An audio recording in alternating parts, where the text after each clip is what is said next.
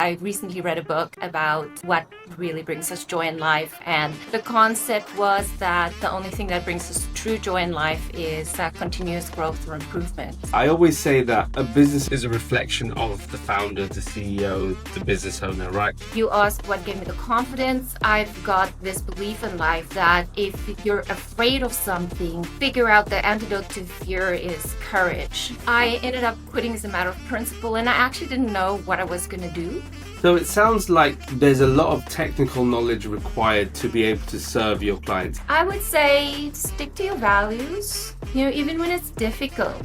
Welcome to the podcast From Cold to Close. My name is Saeed and I'm the founder here at SRC Growth Partner, a growth company that works with professional services firms from around the world to help them increase their revenue and profitability by acquiring new clients. My guest today is Rosa Twyman, the founder of Regulatory Law Chambers, a boutique law firm specializing in energy and utility regulated matters. Rosa brings a unique perspective on international and intentional leadership. Having deliberately balanced practice growth with being present as a mother, her approach to talent acquisition, AI implementation, and redefining success beyond billable hours offers valuable insights for any professional services leader looking to build something meaningful while staying true to their values. Rosa, it's a pleasure to have you on the podcast. Thank you, Saeed. Yeah, no, I'm really looking forward to it, and hopefully I've done a little bit of justice to who you are in a little bit of a short intro. But I always find the best way to start a conversation is really giving the viewers and listeners out there an opportunity to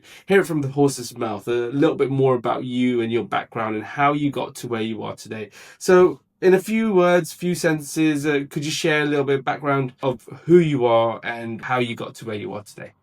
Oh boy, that's a loaded question, Saeed. So when you say where I am today, which part of me do you want me to go about? So where I am today, I like to think there's various aspects to me. I'm a mother, I'm a friend, I'm a lawyer, I'm a sister, I'm a daughter.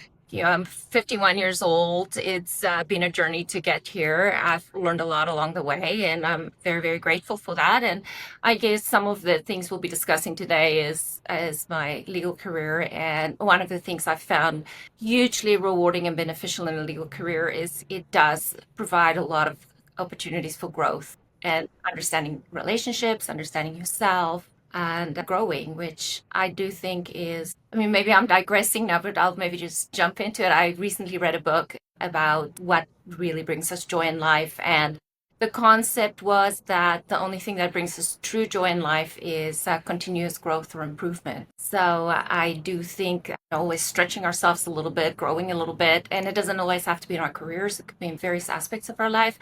I do find that brings us joy. Maybe it's not so easy in the moment. Have I ever shared with you my analogy that life is like a video game? Did I share that with you when we spoke last time? No, you haven't.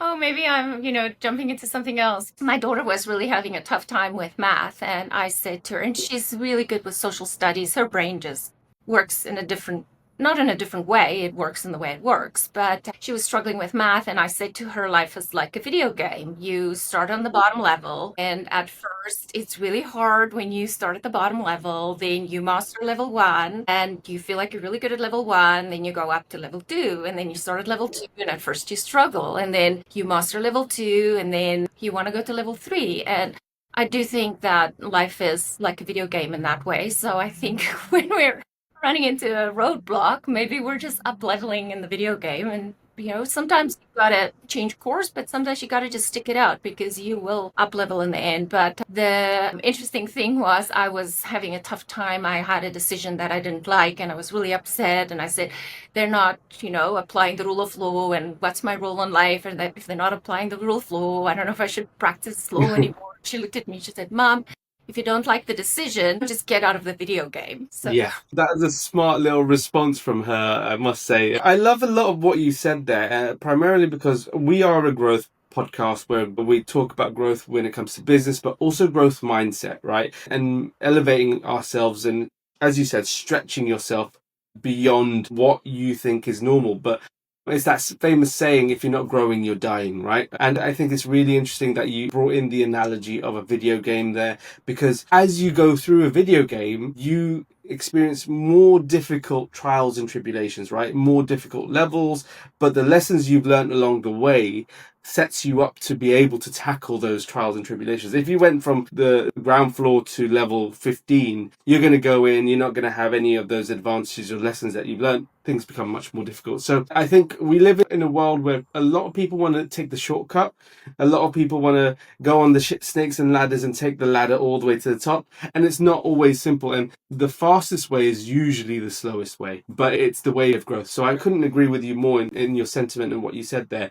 I want to take it back to 16 years ago when you left a large law firm to start your boutique practice, right? You mentioned to me previously people thought you were crazy. What gave you the confidence to make the leap with a 2-year-old at that time to go into practicing within your own firm and leaving a large law firm? I like how you asked the question, what gave me the confidence to do that? I don't know if it was truly confident. I mean, maybe some of it is confidence.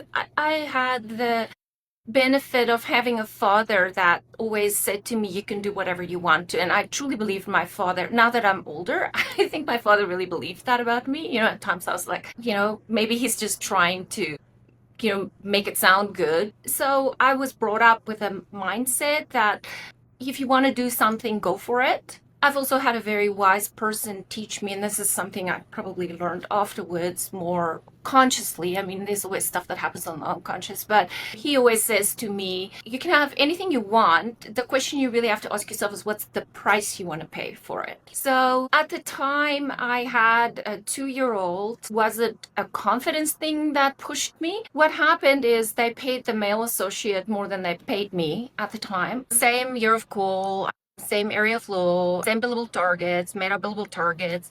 I took it up with him and they wouldn't change that. So I ended up quitting as a matter of principle, and I actually didn't know what I was going to do. And in that period of time, I was still finishing a hearing. And what happened, I was at that law firm for another, I think at least 6 months to finish a proceeding for a client because we were in the middle of it. It was very long. I think we were in hearing for 60 days on a matter. And I didn't want to just drop anybody, but I also didn't feel like I was being treated fairly. And I felt like if I don't make a stance on that, then I'm part of the problem. So you ask what gave me the confidence. I've got this belief in life that you're afraid of something. Figure out the antidote to fear is courage. And so I always discipline myself to step back and think about what's the courageous thing to do. And maybe back then I wasn't as conscious of it, but what's the courageous thing to do? I mean, fear is sometimes a really, really important thing. If you're at the edge of a cliff and you feel fearful, it's protecting you from not dying. And so fear has a very significant and important role in life, but it can also not run you. And so that's a choice on a daily basis that we make. And then people would go, oh, you're so brave doing this, or you're so, confident. And I'm like, no, I just don't want to let the fear win. It's more, I think, the thing. And that's been something that I've really tried in my life to do. I mean, sometimes fear is unconscious and we don't know how that drives us, but as we work with ourselves, we realize what the fears are that we have to overcome. And there's usually very, very big gifts in that. So, was Mm. it confidence? Is the question you asked? I'm not sure it was confidence. It was a matter of principle, probably a lot of stubbornness. I did have some faith in myself. And I also got excited at the prospect. The person that approached me and said, do you want to start a law firm? I didn't know what I was going to do. I was in the childbearing stage. I didn't think that any other large law firm would want to hire me. I'm not, at that time, I was definitely not in-house counsel material. Maybe I could be, I could probably do that better now than I would have at that point in time. So various things happened. I think the big thing that I learned there is that I lived according to my own values, which were Yeah. important and stood by them. And it's also taught me to have some faith in doing that because has it been easy having the law firm? No. When you have a 2-year-old, I was telling somebody the other day when I, designed the logo and I had a specific blue ink that I wanted to use for the logo and it had to be a specific blue ink. And so I would go back to the printer. It was back in the day when you'd actually go to the printer, Yeah. proof. And I had to do that on Saturdays between my daughter's nap times. So she'd come with me, I'd put her in her bucket in the back of the car. I'd take her out and go and look. And I don't know how many proofs I looked at, but I was adamant that it was going to be the right thing. The other funny thing that happened is we went and looked at offices to potentially rent for our law firm. And it's this beautiful old building. Irma, my daughter's name is Irma, she saw the alarm handle and she leaned over and pulled the alarm. So, because she went and looked at offices with me when she was two, because I tried to optimize the amount of time I had with her. So when I could, I would bring her along. She went on an outing with me. So yeah, it was juggling. It was also very exciting. And I'm hugely grateful again for the growth opportunities it's given me. And then a lot of people would say, sorry, Sahid, I'm just going on and on now, but a lot of people would say, maybe it's unfair that they wouldn't want to pay you the same amount or you're disadvantaged because you're a woman and all of that stuff. I'm like, no, I don't think so. I think I got advantage because of this, because if it wasn't for that, I don't know if I would have done what I've done. And I'm really, really grateful for that. So all in all, I feel like I was advantaged because of that situation. I love that last piece you said there. I think that's a mindset shift that many people struggle to have. Some people do have, where it's you flip it to the lens that is beneficial to you and your circumstances, right? You could have taken that moment of leaving out of principle and following your values, and it's a testament to your character, right? You've seen something, you see it's wrong, and you make a decision based off of that. But you could have used that opportunity to go, oh, what am I going to do? I'm carrying a baby, like, what's going to happen? Or you went out and you went, okay, well, I'm going to do something about it. I'm going to have my child, and I'm still going to be working. I'm still going to be working on a Saturday between nap times. I'm still going to be looking at offices, and alarms are going to be pulled. But you're working hard, and you've used your opportunity to go, well, I'm going to take this direction, and you've created a really great life for yourself. And I think that's a key lesson, in the sense that anyone making a decision towards growth and towards something that might be a bit more risky, it's always, you cannot expect taking a risk without any difficulty. You should always expect trials, tribulations, difficulties that will come along the way. But so long as you're open to working hard and open to putting in the hours, there's no reason why you don't see the success at the back end, especially if you really do put in the hours. So I think it's really interesting to hear. Talk to me more about what you do at RL Chambers. What exactly do you do for your clients? I was actually speaking to Chris about it yesterday. And in essence, what we do say here is we sell energy, regulatory law, energy solutions to clients. That's what we do. You bring a problem, we'll, look at, I call them data sets. And the data sets we work with, because we're in the regulatory world, are quite large, because we have to navigate between the laws, the regulations, the policies, the economics, the accounting, the engineering, because you need to understand how, when electricity could be imported on a line, under which circumstances. So if you don't understand that, you can't really apply the law to that circumstances. And then there's also public law, admin related aspects to it. So we take from all of that and we find solutions that navigates through all of that. And our main job it's just like anybody else. We do our best to set our clients up for success, for business success. Legal success is just a piece that goes into their business success. They're not really in the business of running lawsuits or law matters. They're in the business of running whatever their business is. So we need to make that law piece fit with that. So it sounds like there's a lot of technical knowledge required to be able to serve your clients. Am I correct in saying that? Yeah, it is. I love that stuff because it's kind of crazy that I have worked with incredible experts in the industry. So I sit next to somebody that's an expert, whether it's in economics on how, price signals work on the electricity system, or whether induced seismicity is going to cause an earthquake, or what happens when we import these amounts of electrons over, we call them interties, when you move electricity between jurisdictional boundaries. And they teach me these things. And then I work with them, and together we put a case forward. So, Wow. yeah, it's a Wow. lot of technical knowledge. I also learn from people who are very knowledgeable. And if you learn from somebody that knows their stuff, you can learn it pretty fast. Yeah, I can imagine. I can imagine the technical aspects of it can be quite, in essence, a prerequisite to being able to serve the clients that you serve, right? Because of the technical aspects that come into it. I imagine, and you said you touched on it there, you can learn it pretty fast. Does that mean that hiring and talent acquisition is an easier task to tackle? Or what's your journey with talent acquisition? Well, talent acquisition is one of the most difficult things, especially in the area of law that I'm in, because you'll get a lot of people. When I say you can learn it pretty fast, I don't want to say I learn it very fast. It's because I have people that teach it to me that are really good at it. So Mm. compared to trying and going to figure it out myself, it's like having somebody that's very knowledgeable breaking it down for you. And usually I just have to understand an aspect of an issue because that's the issue that's in the proceeding. When it comes to talent acquisition, it is incredibly difficult. The regulatory bar as it is, the energy regulatory bar as it is a very, very small group of lawyers. It's very difficult to get into it. And I think the reason why it's difficult to get into it is you really have to understand so many aspects. It's also much more like a team sport compared to just straight litigation. I think I'm one of a team of a group of people that are very knowledgeable about what they do because I do work with the engineer or the economist and we have to put all of that together to get a solution. So I'm one of a group there. So I consider practicing regulatory law way more akin to a team sport compared to the other areas of law. I can imagine corporate deals as a little bit more of a team sport related law as well. So I enjoy that part. So talent acquisition there is, I can see when somebody is new in this, they would sit through a meeting and well, to be fair to somebody, see, I can tell you, there were times when I've looked at expert reports and I'm pretty sure I would come across it again. I read it and I maybe comprehend 60%, like 30% of it.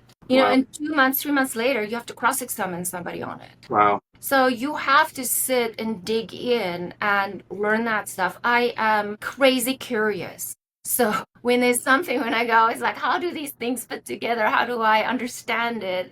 So that drives a lot of, I think, my behavior and who I am as a person. Like if you do this, what's going to happen there? But not everybody has that. You really have to dig in. And so for talent acquisition, I've handed a lot of people say, oh, I want to become a regulatory lawyer. And so many people have said to me that, oh boy, this is too hard. It's too much work. Wow. Yeah, and that's a testament to the knowledge and expertise you have, primarily because obviously there's elements of difficulty. You touched on it there. You read something and you probably understand 30% of the technical language that's involved. And then a few months later, you're having to cross-examine an individual on these matters, which means that you have to be in the weeds and learning as you're going as well as you can know information, but you can't know everything, right? So you have to learn and be adaptable and learn as you go, which is obviously a challenge for those who come in because you need to be committed to learning and to the continuous growth. So I think it's a really interesting point you mentioned there. What currently are your strategies for talent acquisition? How are you currently bringing team members in? Are you filtering them out at a more junior level? Is it a higher level? Are you running more interviews? What's your current process out of interest? It's evolved over the years. So I think I mentioned to you, I also did an MBA a few Yes. years ago. Yeah. So I did the MBA because I've had a small law firm for many, many years, and I was really curious about how you could fix the small law firm model. Yeah. The word curious comes up again. The thing that I found reassuring when I did the MBA is I realized many people are struggling with the stuff that I struggled with because I thought, oh, maybe I don't. Talent acquisition is a big issue. And one of the things they taught us there is that culture will eat up strategy any day. Culture will have breakfast. Culture will have strategy for breakfast every day, was something to that effect. And so culture is a really important thing. And if I'm a person that has a value of working hard and digging in, then it's hard for me to work with somebody that's not like that because I don't understand. Why aren't you curious? Sit down, read the stuff. I mean, it's sometimes voluminous. When it comes to, I've tried various things. There are really good tools. There's like the Wonderlic tool that you can use that shows you people's cognitive ability. They really told us that that's a good tool to use during MBA. It also shows their level of empathy and agreeableness. I mean, that's, people with good relationships often are higher on agreeableness, higher on empathy, but you also can't have a lawyer that's so agreeable that they're a pushover. Yeah. So, how do you manage all these things? You also need somebody that's, I would say, highly intelligent. I don't work well with people that can't manage themselves. I'm all Mm. about managing yourself. You take responsibility for your role in the office and you run with it. If you have a problem, come talk to me. I don't want to micromanage, but I'm also very particular. So I think that that's sometimes difficult for people to navigate that because some things to me are just so logical, but then I look at it from their perspective and I go, that can't be that logical to them. I mean, Kelly laughed because she's somebody that used to work with me for a long time, is back at the office helping us, and she's why I love her because she's worked with me for many years, first as a client and then at the office. So she knows me really, really well, and she's been saying to Kelly, Rosa's really particular, so check with her on certain things, but then go do your work. And Kelly was laughing because we're having a stampede party. And she said, Rosa, what butter do you want for the client, for the party? And I said, she wanted to get some kind of a margarine or basil or something. And I'm like, Kelly, we're not poisoning our client. And she thinks it's hilarious. And I like, margarine is going to poison people. We don't feed that to people. So, I mean, that's an example of where I'm really, which normal people would, other people might not think that somebody cares about what butter. So, I mean, it's also who I am as a person and how I work with people. But I find the people that I work with well, I work with for a very, very long period of time, and we have very good relationships. And I would say there's an alignment in values. They're very accountable as people in general. They're good communicators. They're intelligent. They're hardworking. They're just good people. And so Mm. the people that I have at the office right now, I'm really we've got a good little group right now. And I've also started to work with my friend Elsa, who's a professor at the university. It's just wonderful because our practices complement each other so well. I'm doing more of the energy regulatory work. I specialize in a lot of electricity, gas. I specifically, even in that, love the gas utility work, which is the rate stuff. She has a lot of constitutional knowledge. She's minerals, so critical minerals. So when we put stuff together, it's a really nice dovetail, and I'm loving working with her. I've got a guy that's a PhD in economics that works with me, which is very unusual for a law firm. I'm the only law firm that I Mm. know that has a person with an economics degree, and he's a great addition to the team. His attention to detail, his understanding of the regulatory aspects. I find that when he gives me something, he's thought about it, whereas a young lawyer wouldn't necessarily have, because there's so much economics involved in Mm. what we do. And then the other person I work with, she was a lawyer in Russia for 12 years, and she's a paralegal at our office, and so responsible, so smart. So again, very good communicator, incredible attention to details. So yeah, and we've got a person that's running the office right now that's getting up to speed and all of that stuff. And I'm just leaving all of that to Yeah. her because there's always the run the business, make the business, do the business, and I want her to run the business. I still love I love the cases myself. So if I want to be able to spend my time on that, I need other people to do other stuff. Absolutely. And I think you touched on some really interesting points there. I always say that a business is a reflection of the founder, the CEO, the business owner, right? And the way you mentioned the characteristics that you would want your team to have demonstrates the characteristics that you see in yourself and you pride yourselves in. So I think that's really interesting because you work well with specific characteristics that work well with you. And going back to your point on culture, culture is driven from the top. It's not driven from the bottom, right? So you and your values, your methods drive the culture, but the people that you bring in need to match or at least have specific values that you have which align with your culture, right? And then when you can mesh that together, you create a team of A team players which allow you to then do what you're trying to do right now, which is going, okay, you run the business while I do the things that I love to do. And that's the best place to be in when you're running your own business, right? To be able to focus, because so much of the early days is doing everything, wearing lots of hats, trying to figure things out, struggling with it, doing things that you don't want to do, you don't like to do, doing things that you love to do, but feeling like you don't get to do that as much. And as you grow, as you build, you're able to then pass on those responsibilities that maybe you don't want to do, and you can focus on the areas that you're actually skillful at and you enjoy doing. The world is evolving at the moment, and there's a two-letter word that's being mentioned a lot, and that starts with A and ends in I. So I wanted to get your opinion on what's going on in the legal world with regards to AI, and how, if you're implementing it in your own business, and how you're implementing it. I will speak to you about AI in a second. You just made me think about something else that I found very helpful for me. So I'm happy to share that. Because I was a young mother starting a law firm, my child was 2 at the time.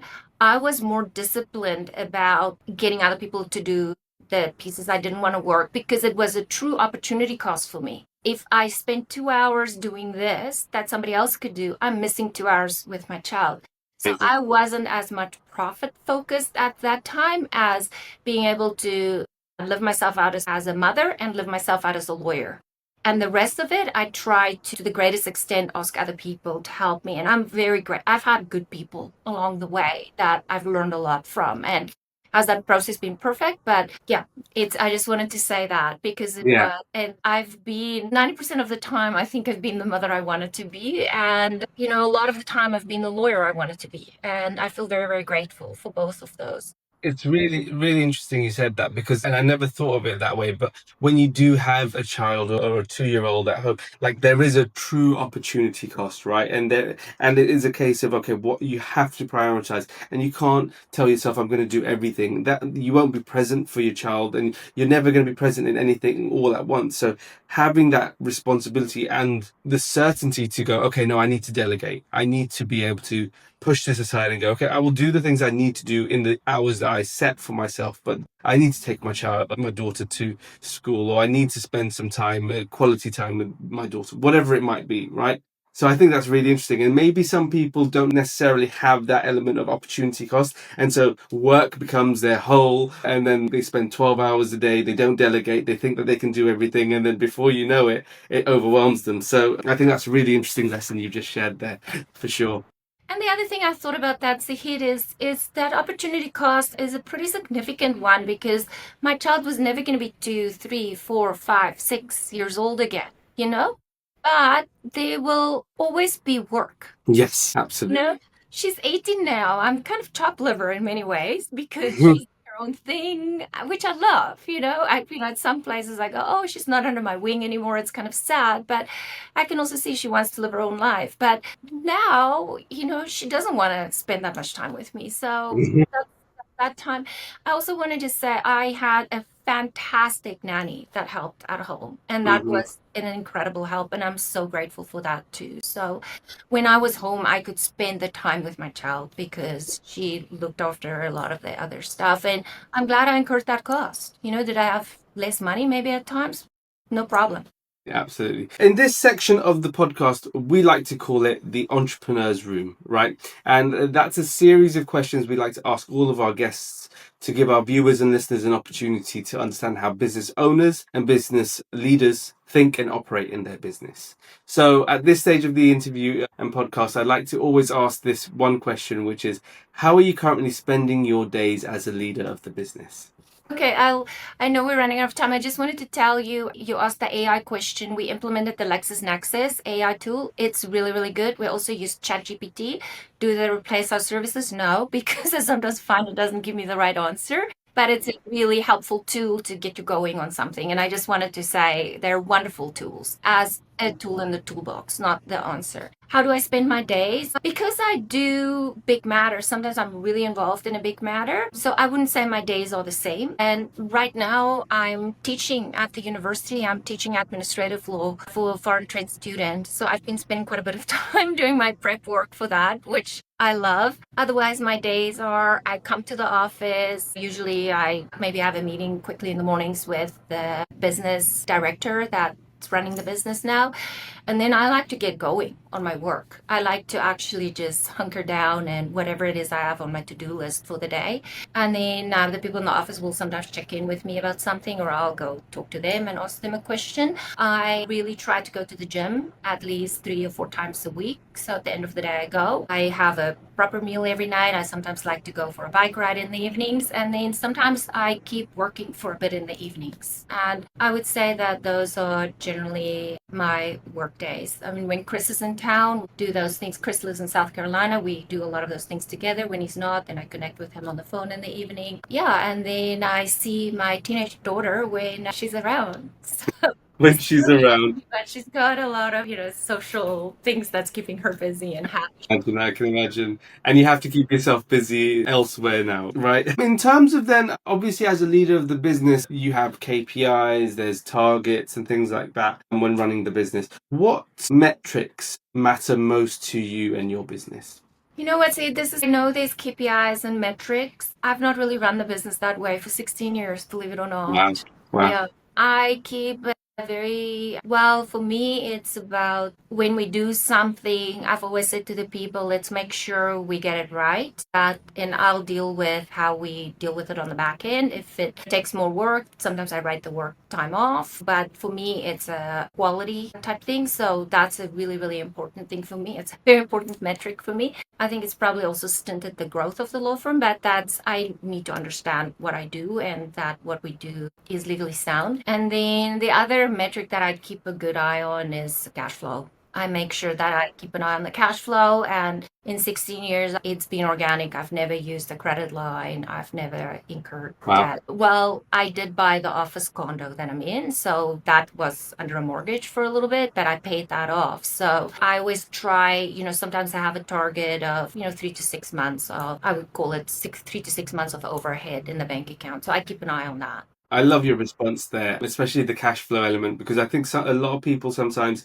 say we look at revenue or we look at profitability, but typically cash flow is oxygen in the business, right? And cash flow gives you so much power, so much ability, so much strategic comfort, right? Because you can make decisions about hiring, about growth, about whatever it is that you want to make. But without that luxury, it becomes difficult to run a business, right? In terms of then, you've had 16 years of lessons since running your law firm, boutique law firm. Can you share your biggest lesson with us today? I had so many lessons. Oh boy. I've had to make some tough decisions. I can tell you that. My biggest lesson, I would say stick to your values, even when it's difficult. And it's actually a life lesson because I always say to my daughter, if you feel good about yourself, nobody could take that away from you. People could say, I don't want to swear on a podcast, but people could say shit about you. I mean, and people will perceive you in different ways, but you need to test what your intentions were because sometimes we have good intentions and they come across as they're not good. And I can see sometimes why that's the case, but you got to test. So I think stick to your values. If you're afraid of something, there's a gift in it. The one thing that I think I found really, really helpful because a lot of stuff happened. I had the law firm, I think it was 8 months or 10 months, and I started it with a very senior lawyer, and he's wonderful. He became a judge, and he's always, I think he stayed, I consider him kind of a mentor and a friend, for all the years. But I was 36-year-old. I'm in the regulatory industry. Everybody that's in the hearing room is male and they're in their mid-50s. When I go. So here I am, this young female with a little kid. And so, when he got appointed as a judge, I was like, wow, what's going to happen now? And actually, people were calling to get my clients. To my clients' credit, they stuck it out with me, which made me feel like I had to double down on, showing them that I can help them with even that help. But what I learned over the years is at first when these things would happen, it would sideswipe me and I would kind of be in, I want to say, a near state of panic or fear for a day or a couple, because you want to get your balance back. And I got to a stage where I would say to myself, okay, something has happened. I'm going to allow myself 10 minutes to feel, upset, anxious, whatever you want to feel. And then I'm going to make a to-do list and I'm going to start to execute. After a while, I just skipped even the, giving that anxiety energy. I just thought, I'll just go and make a to-do list. I'll just start to execute. And if that's something I've learned, and if people could do that, I think that would be very helpful. I've found that very helpful. Yeah. That's a great lesson, I think, and I could even take that takes a lesson from that in the sense that one of the hardest things is when something bad happens or something you deem bad happens, you often feel it, right? It takes your attention, it takes your time. When the reality is the quickest way of getting over something negative is by executing on certain things. First, isolating the problem, why it's happened, and then going, okay, what can I do to stop it from happening, or what can I do right now to get us out of this issue, right? So I think that's a really great point you mentioned there. Estimate, I just want to say, Sahid, sometimes the choice is to not do something and let it sit for a week. Yes, And yes, sometimes, but make a choice and execute on it is what yeah, I'm trying to say.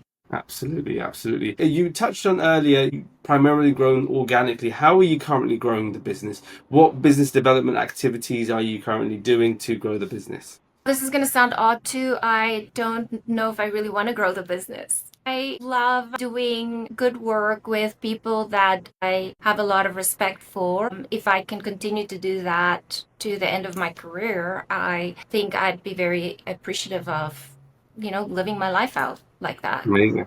So yeah, there's always this. Sometimes it's enough. Yeah, absolutely, absolutely. Growth isn't always the answer, and especially when you're in a place where you're content with what life is giving you and what you're doing, and there's true happiness. There's no reason to be pushing the boat more than it needs to be. So I think it's a really, really interesting. Growth is not always growth in your business because Yes. there's other growth too. There's Mm, other growth that I might want to start to paint more again. yeah. I have been Yeah. enjoying Exactly. teaching, I've loved the teaching part. So does that grow my business? I don't think so. Does It it grow? grows you. Yes. Yeah. Yes. Absolutely. And that's the key point with the growth mindset, growing yourself throughout your life. I like to end every single podcast with the same question. It is, if you had a magic wand you could wave to solve one business problem, what would that be? Boy, if I had a magic wand, I would wave it so many times. So I'm trying to pick one thing. You know what? I would want people to be fulfilled in their jobs, whatever that looks for them, whatever that looks like for them. And they've shown that people who have the skill set to do their jobs, less than 30% of their job irritates them and they find their job meaningful. Those are the people that's the happiest in their jobs. And if I could wave a wand and give something to people, the whole business world, I would want for people to experience that. Amazing, amazing. Well, Rosa, it's been an absolute pleasure having you. It's been a great conversation and you've shared some really great insights with us today. So I really appreciate your time today. For all those out there that might want to reach out to you or connect, where would they go? How would they find you?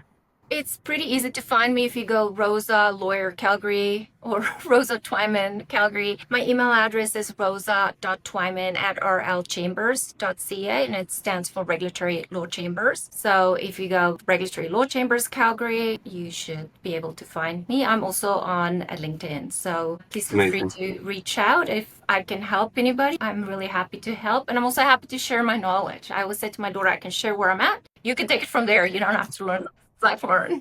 So Amazing. Amazing. Well, yeah, we'll put everything in the description of the episode below. But again, Rosa, it's been an absolute pleasure having you today. thank you very much, Sahid. You take care and good luck with your endeavors. Thank you.